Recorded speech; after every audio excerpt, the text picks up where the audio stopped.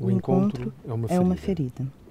Uma ferida que, de uma maneira tão delicada quanto brutal, alarga o possível e o pensável, sinalizando outros mundos e outros modos para se viver juntos, ao mesmo tempo que subtrai passado e futuro com a sua emergência disruptiva. O encontro só é mesmo encontro quando a sua aparição acidental é percebida como oferta, aceite e retribuída. Dessa implicação recíproca emerge um meio, um ambiente mínimo cuja duração se irá aos poucos, desenhando, marcando e inscrevendo como paisagem comum. O encontro, então, só se efetua, só termina de emergir e começa a acontecer se for reparado e consecutivamente contra-efetuado, isto é, assistido, manuseado, cuidado, refeito a cada vez interminável.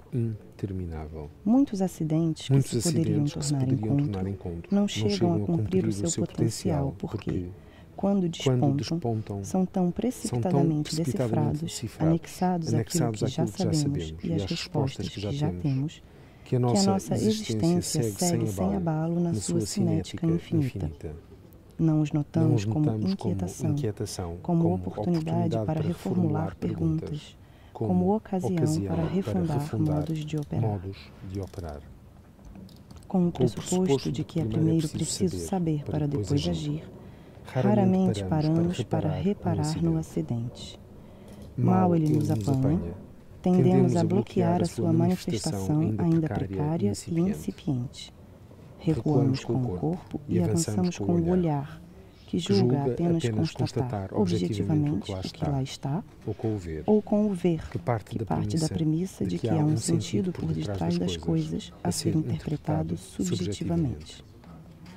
Num ou noutro caso, chega-se cedo demais com um saber, lei ou ponto de vista, uno ou plural, ambos manipulação. Ambos versões de uma mesma cisão entre sujeito e objeto, a repartir por decreto o que pode e o que não pode cada um desses entes.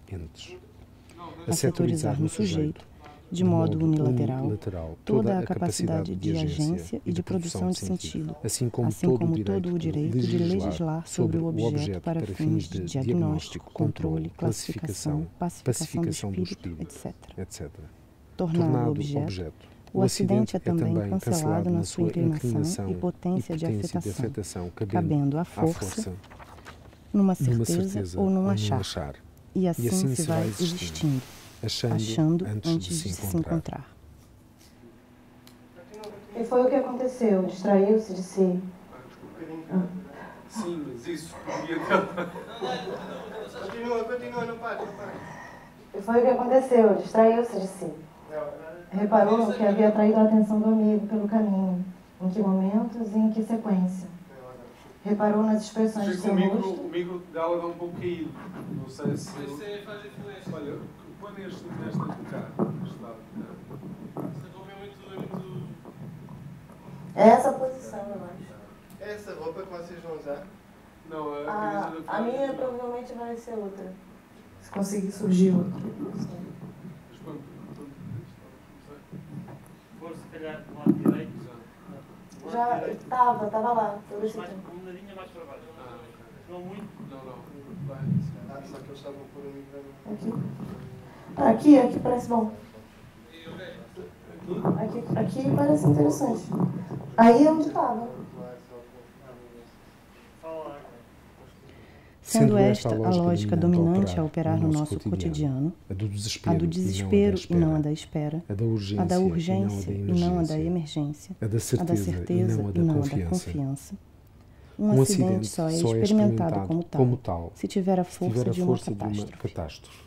Se for tão desproporcional na sua diferença, na sua discrepância em relação à nossa expectativa e aos nossos instrumentos de decifração e interpretação, a ponto de se antecipar e se sobrepor ao decreto de objetivação, levando-nos num só fôlego de sujeitos a sujeitados. Então não o conseguimos ignorar nem o domesticar. Ele simplesmente cai-nos em cima. Sim, a memória anterior, sim. Mas o que é trágico é que mesmo este acidente catástrofe tampouco tende a ser vivido como encontro, já que a cisão entre sujeito e objeto preserva-se, apenas se invertem os seus sinais. Destituídos do controle que julgávamos nos pertencer de direito, paralisamo-nos ultrajados diante da súbita soberania do acidente. Entramos em crise, colocamos tudo em dúvida. Culpamos os deuses, os pais, o Estado, o país. Em desespero, precipitamos-nos para a arbitrariedade do tanto faz ou para a prepotência do tudo pode. Pomos-nos a resistir. E se mesmo assim não funcionar, pior ainda, pomos-nos a desistir. Só que aí já é tarde. Nem o saber se aplica mais, nem os achismos nos salvam, nem nos abrimos à estimativa recíproca, perdendo assim a oportunidade de experimentar ao que sabe o encontro. Já não detemos o controle, muito menos as certezas que o amparavam. Já claramente não somos nós quem decide. Entretanto, como se nos tivéssemos esquecido de sincronizar os nossos pressupostos à atualização do mundo, permanecemos reféns do decreto que nos dava a ilusão de decidir. E é aqui que está o nó. Não em termos perdido o poder de decisão. Será que alguma vez o tivemos? Mas em sermos incapazes de tomar uma decisão, de revogar o decreto da cisão. O mundo em que vivemos hoje é justamente este, aquele em que já percebemos que não podemos decidir, mas ainda não aprendemos a descindir. Um mundo em que, atônitos, nos sentimos consecutivamente apanhados por acidente atrás de acidente, crise atrás de crise, incerteza atrás de incerteza, apanhados pela exasperada sensação de que já é tarde.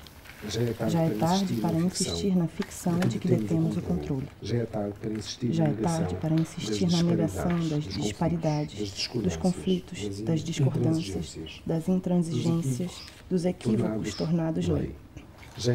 Já é tarde para insistir em viver como se o consenso fosse possível ou mesmo desejável. Para insistir numa existência inabalável que pretende saber por antecipação, apoiada num nexo a priorístico e transcendente. A cada coisa o seu nome, o seu enquadramento, a sua regularidade. Nenhum susto ou risco, tudo explicado, tudo previsto. E tudo isto, já não se sustenta mais.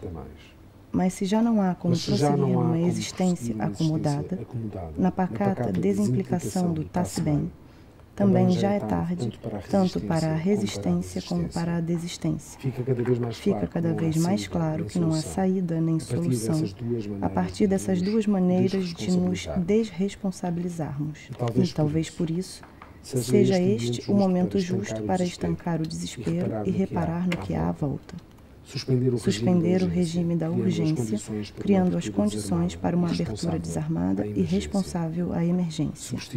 Substituir a expectativa pela espera, a certeza pela confiança, a queixa pelo empenho, a acusação pela participação, a rigidez pelo rigor, o escape pela comparência, a competição pela cooperação, a eficiência pela suficiência, o necessário pelo preciso, o condicionamento pela condição, o poder pela força, o abuso pelo uso, a manipulação pelo manuseamento, o descartar pelo reparar. Reparar no que se tem, fazer com o que se tem e acolher o que emerge como acontecimento. Reencontrar naquela matéria simples e cotidiana em relação à qual aprendemos a nos insensibilizar, a matéria da sicaliaridade, reencontrar aí, nesse comparecer recíproco, toda uma multiplicidade de vias contingentes para abrir uma brecha para a reexistência. De forma a explorar essa brecha, é preciso abdicar das respostas, largar a obstinação por se definir o que as coisas são, o que significam, o que querem dizer, o que representam. Deixar de lado a obsessão pelas causas, pelos motivos, pelas razões e a procura insaciável por identificar e acusar culpados, por fortalecer o lamento. Enquanto impávidas, as consequências vão seguindo os seus rumos. É preciso, justamente, ativar um trabalho com as consequências, empenhado em assistir e a rastrear no óbvio as oportunidades para entrar em plano comum. Se há alguma razão no encontro, não é a das causas e a dos sensos, mas a razão, o ratio, das distâncias que o compõem enquanto modulação distributiva de diferenças dinâmicas, autônomas porque codependentes. É este tipo de razão que aparece quando nos envolvemos na estimativa das variantes em jogo, no cálculo infinitesimal dos encaixes e das proporções suficientes. Eu tenho que sair primeiro, para chegarmos ao mesmo tempo ao posto. Não, eu fui depois de você. Foi. Só que eu acho que eu fui muito depois. Sim, foi. Ah, depois? Muito depois. Ah, mas abriste isto, eu ainda não tinha lá chegado. Não, foi antes. Eu fui antes dele? Antes dele se mexer? Não, ela foi assim o primeiro que tu. A luz já estava quase morta e eu não te ouvi, achei que você já tinha ido. Ah, não, mas aí isso segue-me a mim mesmo, para ser essa a referência, porque eu estou mais longe, senão tu chegas sempre mais depressa.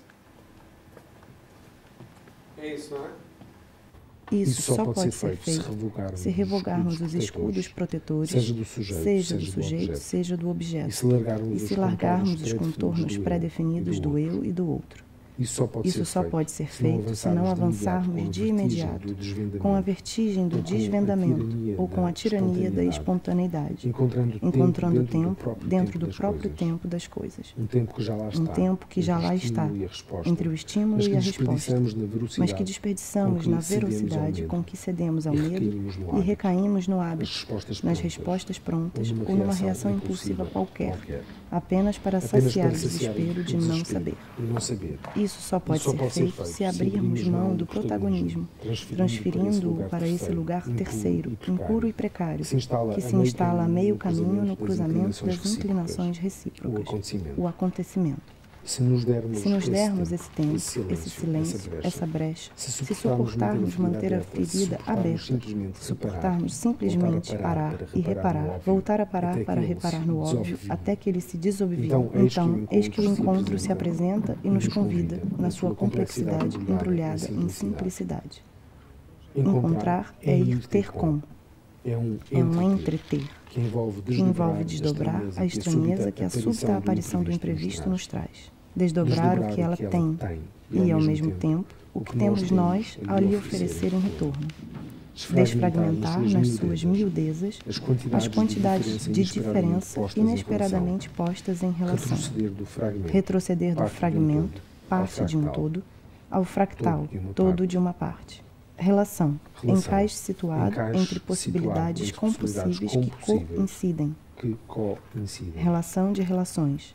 Uma tendência, um percurso, um acontecimento que só dura enquanto não é, que só dura enquanto reexistimos com ele.